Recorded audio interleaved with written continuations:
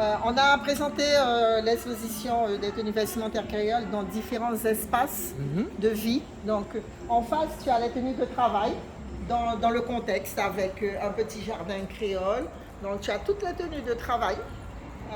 Ça va du convoi, le chercheur d'or, le travailleur, le cultivateur, les personnes qui vont couper bois à bâti. Et tu as un petit jardin créole avec différentes plantes médicinales qu'on trouve au bord des maisons. Donc citronnelle, diapana, gros menthe, salade soda, griffe chatte, aloe, atumo, macata. Il y a aussi de la mélisse. Enfin un petit peu de tout ce qui nous fait du bien et qu'on trouve tout près de la maison, tout près des cuisines. D'accord? D'accord. Voilà. À côté, donc tu as le fameux petit boudoir des matadors de l'époque. Le boudoir, c'est où elle recevait les confidents, donc avec un petit meuble qu'on appelle confident d'ailleurs. Une petite berceuse, c'est vraiment une petite, c'est une berceuse vraiment magnifique, mais c'est pas une grande en tout cas, avec toutes les différentes tenues la robe de la mulâtresse et de certaines matadors de l'époque. D'accord. Avec la chatte et tout. Oui, alors avec la chatte, alors tu as des la chatte particulières, hein, on a essayé de reproduire le maximum de la chatte. Tu as la chatte tête flèche là-bas, avec le vent ça descend, tu en as une là aussi, avec le gnangnan de la mulâtresse qui on dit tête revolver, enfin bref, on a reproduit toutes les la chatte. Toutes, il y en a aussi pléthore, hein. Grande queue, petite queue, moyenne, la chatte tête flèche.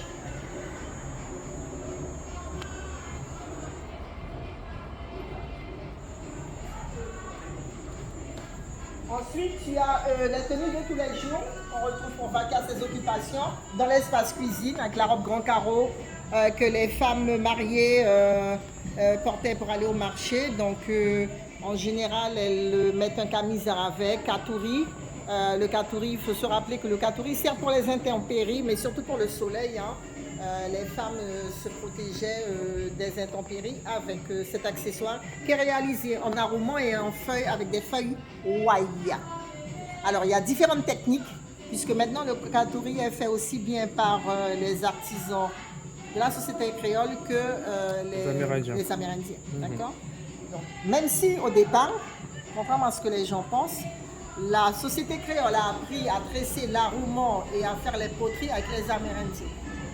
L'abolition de l'esclavage. Il y a une photo dans l'exposition où on voit d'ailleurs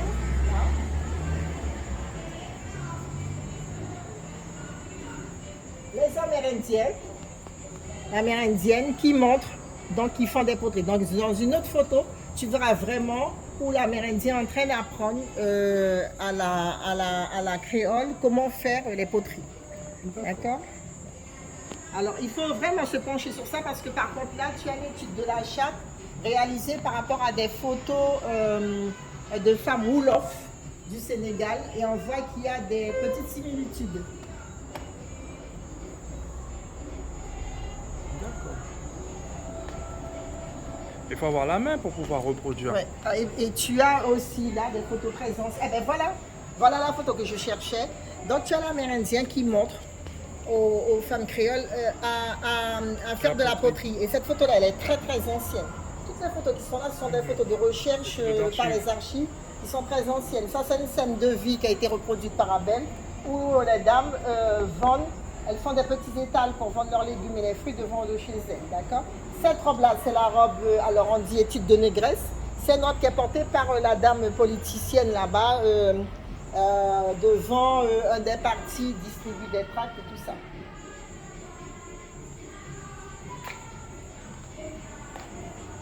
Alors, là, de ce côté-là aussi, on a mis un petit peu les éléments de couture qui nous a permis de contribuer à l'évolution de cette tenue avec des différentes machines travailleuses, les fers. Qu'on utilisait à l'époque, le trait, la tenue en kaki qui était portée par beaucoup de personnes pour travailler, en particulier tous les les fonctionnaires d'État ou il n'y avait pas encore des fonctionnaires de collectivité, ça n'existait pas, c'était des fonctionnaires d'État tout court. Là, tu as la partie tenue de tous les jours avec toutes les golfs fleuries, avec différentes variantes. Donc, avec un insert de broderie anglaise, derrière la fameuse tenue à la chemise guyanaise en paillaka. Les tenues jupe et corsage, aussi bien portées par la jeune fille, mais par les femmes d'un certain âge, surtout celles qui ont levé leur communion. C'est une tenue qui était très prisée par ces dames. Derrière, la petite cayennaise, qui est la robe de la jeune cayennaise, parce que les enfants ne portent pas de volant dans leur robe. Jusqu'à l'adolescence, les enfants ont des petites robes strictes, d'accord, fleuries, petites manches. Il n'y a pas de boa, il n'y a pas de volant, d'accord. Ça, c'est réservé aux jeunes femmes. D'accord. À côté, tu as robe fleurie jeune femme avec des manches. À côté, Gol Vichy. Et c'était une particularité de certaines communes où les femmes, au lieu de mettre un camisard, attachaient leur robe devant pour vaquer à leur occupation, pour ne pas ou mouiller ou déchirer la robe. D'accord. Les tenues d'apparat. Les tenues d'apparat étaient surtout portées par les matadors ou les femmes d'une classe sociale élevée, avec la fameuse robe timbé, c'est la robe qui est portée dans le coude, d'accord. Les différentes robes empire avec la robe peignoir timichouet, la robe vato, la robe peignoir manche revolver, gold d'apparat brodé, la titane, tu as la robe à rayures, la robe des femmes de placère. Et tu as la robe de fête de la jeune petite cayennaise avec le parapluie brodé et la tenue de bal. À côté, tu as une tenue de garçon avec le pantalon bleu marine, la chemise à jabot à plastron avec les plis religieux et la fameuse ceinture. Ça, c'est les tenues des jeunes garçons pour le dimanche ou dimanche. Tandis que de l'autre côté, tu as les tenues de cérémonie. Avec toutes les variantes des tenues cérémonie, ça va du baptême, la néné baptême, la tétèche, la robe blanche de cérémonie qui sert aussi bien pour deuil, témoin de mariage, accompagner son enfant au baptême, la mariée jeune fille avec le marié qui porte la queue de pie, c'était comme ça avant. Et à côté, tu as le mariage des gens établis qu'on appelle en créole béni commerce ou béni péché. Donc avec la robe princesse en couleur champagne. Et la tenue du marié avec la veste normale. Derrière, tu as les robes blanches, différentes robes blanches. La robe princesse, qui est la robe de la jeune fille du maître ou du bourgeois de l'époque. Sa robe porte 28 boutons. Tandis que la mère porte la robe tétèche avec les 32 boutons. Mais les 32 boutons, il faut savoir, représentent les titres de noblesse. D'accord? Voilà. Ces tenues sont portées la tétèche avec le châle. La princesse est une étole. Ces accessoires nous venaient tout droit des régions françaises.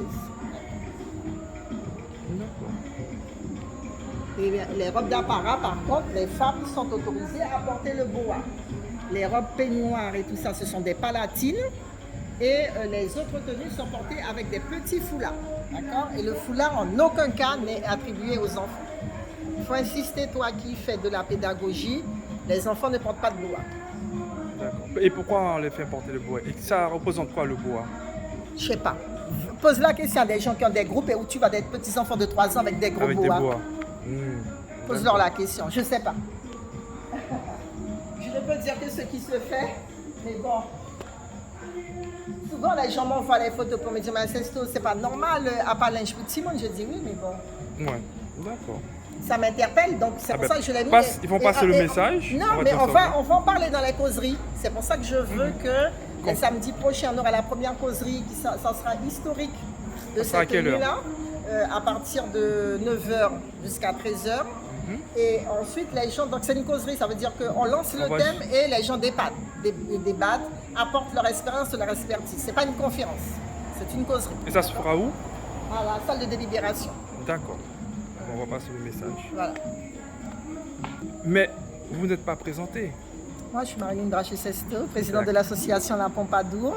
Et donc, ça fait plus de 40 ans de recherche, de passion, aussi bien pour les tenues traditionnelles que pour le patrimoine carnavalesque. C'est un dada, mais c'est surtout un combat maintenant. Oui, mais c'est ça. C'est la culture, il faut Ah, ah. la conserver. Ouais, conserver, valoriser, préserver.